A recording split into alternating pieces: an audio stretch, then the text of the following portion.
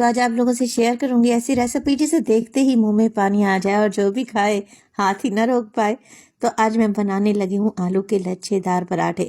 تو چلیں پھر یہ لچھے دار پراٹھے بنانا سٹارٹ کر لیتے ہیں۔ تو یہاں پر آلو کے لچھے دار پراٹھے بنانے کے لیے سب سے پہلے تو لے لیا ہے میں نے فائن آٹا۔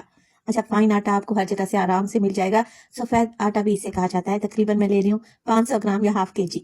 اگر فائن آٹا نہیں ہے تو آپ میدا بھی لے سکتے ہیں۔ آٹے میں شامل کر دیا ہے میں نے 2 سے 3 ٹیبل سپون کوکنگ آئل، آپ لوگ گھی بھی ڈال سکتے ہیں۔ اچھا جی، نمک ڈال دیں گے اس میں ½ ٹی اسپون۔ اچھا، فائن آٹے سے پراٹھے بڑے اچھے بن کر تیار ہوتے ہیں، اسی لیے میں فائن آٹے سے لچھے دار پراٹھے بنا رہی ہوں۔ مکس کر لیتے ہیں ساری چیزوں کو، اور اب کچھ بھی نہیں کرنا، نارمل روٹین میں جیسے آپ آٹا گوندتے ہیں نا، ویسے ہی آٹا گوند کر تیار کر لیں۔ تھوڑا تھوڑا سا پانی ڈالتے جائیں اور بس آٹے کو اکٹھے کرتے جائیں اور ڈو کی شیپ میں لے آئیں۔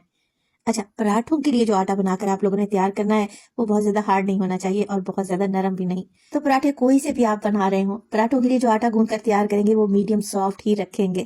تو یہاں پر سارا آٹا میں نے اکٹھا کر لیا تھا، اب مکی لگا کر میں اسے نیٹ کر رہی ہوں۔ اچھا، اس طریقے سے مکی لگائیں گے نا آٹے کو تو آٹا ایک دم سافٹ اور سلکی بن کر تیار ہوگا۔ تو زیادہ نہیں، 2 سے 3 منٹ کے لیے اسی طریقے سے مکی لگا کر آٹا گوندیں اور پھر آٹے کو اکٹھا کر کے رکھ دیں۔ اب ہم نے اس کو ریسٹ دینا ہے، تقریباً 15 منٹ کے لیے کور لگا کر کاؤنٹر پر ہی چھوڑ دوں گی، جب تک میں مزیدار سی چٹپٹی آلو کی اسٹفنگ تیار کر لیتی ہوں۔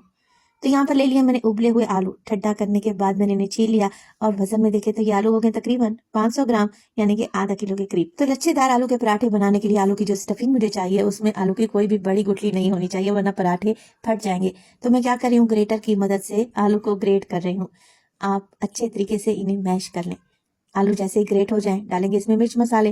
تو سب سے پہلے تو ڈال دیا ہے میں نے ½ ٹی اسپون کے قریب نمک، ½ ٹیبل سپون اس میں موٹی کٹی ہوئی لال مرچ کا استعمال کروں گی، اور چاٹ مسالہ بھی ڈالیں گے اس میں 1 ٹی اسپون کے برابر۔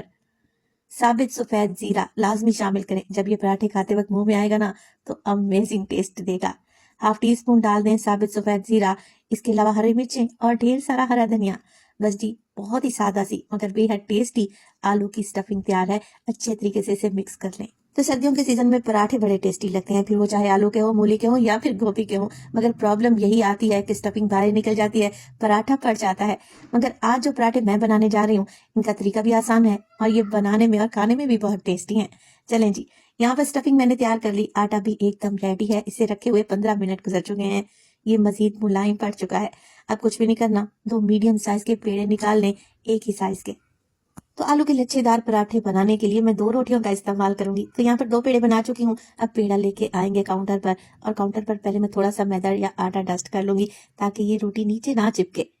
ہاتھوں کی مدد سے پیڑے کو ہلکا سا چپٹا کر لیں اور بس بیلن کی مدد سے نارمل سائز کی روٹی بنا کر تیار کر لیں۔ 2 روٹیاں ایک ہی وقت میں تیار کر لیں تاکہ آپ کو آسانی رہے۔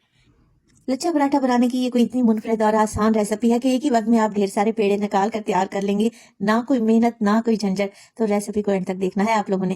تو 2 روٹیاں میں نے بنا کر تیار کر لی ہیں۔ اب جو چٹپٹی سی آلو کی اسٹفنگ بنا کر رکھی ہوئی تھی نا، اسے روٹی پر پھیلا دیں گے۔ تو بہت زیادہ موٹی لیئر آلو کی نہیں لگانی، تھوڑا تھوڑا سا آلو روٹی پر پھیلاتے جائیں اور چمچ کی بیگ کی مدد سے یا پھر چھری کانٹے کی مدد سے آلو کو پوری روٹی پر پھیلا دیں، ایک پتلی سی لیئر لگا دیں۔ اب جو دوسری روٹی میں نے بیل کر رکھی ہوئی تھی اس کو ہم نے اس کے اوپر فلپ کر دینا ہے۔ اب جہاں سے آپ دیکھیں کہ روٹی کا سائز چھوٹا ہے، ہلکا سا اسے کھینچ کر برابر کر لیں۔ دونوں روٹیوں پر ہلکا سا میں بیلن گھما دوں گی، اس سے کیا ہوگا، دونوں روٹیاں آپس میں چپک جائیں گی اور بیلتے وقت کھلیں گی نہیں۔ اب پیزا کٹر لیں یا پھر تیز چھری لیں اور اس طریقے کی لمبی لمبی پٹیاں نکال لیں۔ تقریباً 2 سے 2.5 انچ کے برابر پٹی کا سائز ہونا چاہیے چوڑائی میں، اور ایسے ہی لمبی لمبی پٹیاں بنا کر تیار کر لیں گے۔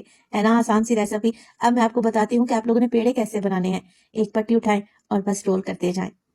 آلو کی اسٹفنگ پراٹھے کے اندر رہ جائے گی اور آپ کے ہاتھ بھی گندے نہیں ہوں گے، بس ایک کے اوپر ایک پٹی لگاتے جائیں، اور جتنا بڑا پراٹھا آپ لوگوں نے تیار کرنا ہے نا، اسی حساب سے پیڑے کا سائز بنا لیں۔ تو یہاں پر میں نے پیڑا تو بنا لیا ہے نارمل سائز کا، اوپر میں ہلکی سی کٹی ہوئی لال مرچ لگا رہی ہوں تاکہ پراٹھے اور بھی چٹپٹے کرارے بنے۔ یہ آپشنل ہے، لگانا چاہیں تو لگائیں، ادروائز اسکپ کر دیں۔ اور یہاں پہ دیکھیں سارے ہی ایسے پراٹھے کے پیڑے میں بنا کر تیار کر چکی ہوں۔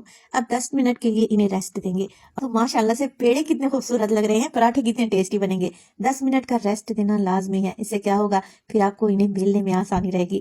10 منٹ کے بعد یہ اچھے نرم سافٹ ہو جائیں گے، تو بس ہاتھوں کی مدد سے ہی پراٹھے کو پھیلا لیں اور ایک نارمل سائز کا پراٹھا تیار کر لیں۔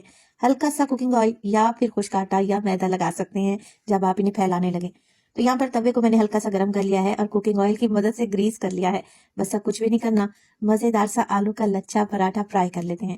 تو بس اس طریقے سے پراٹھے ڈالتے جائیں، ایک سائڈ سے پراٹھا کچا پکا ہو جائے نا تو اس کی سائڈ کو چینج کر دیں۔ آلو کے پراٹھے روایتی طریقے سے تو آپ لوگوں نے بہت بار بنائے ہوں گے، آلو کی اسٹفنگ بھی کی ہوگی، مگر اس طریقے سے پراٹھے بنائیں گے نا، یقین کریں آپ کے منہ میں گھلتے جائیں گے، کیونکہ یہ بہت ہی نرم ملائم بن کر تیار ہوتے ہیں۔ تو دوسری سائڈ ہلکی سی کچی پکی ہو گئی تو میں نے اس پر لگا دیا کوکنگ آئل، آپ لوگ مکھن یا دیسی گھی بھی لگا سکتے ہیں، اور پراٹھے کو فرائی کر لیں گے۔ دونوں سائڈوں سے اچھا گولڈن ہونے دیں اور فلیم کو میڈیم ٹو لو رکھیں تاکہ پراٹھا اندر تک پک جائے۔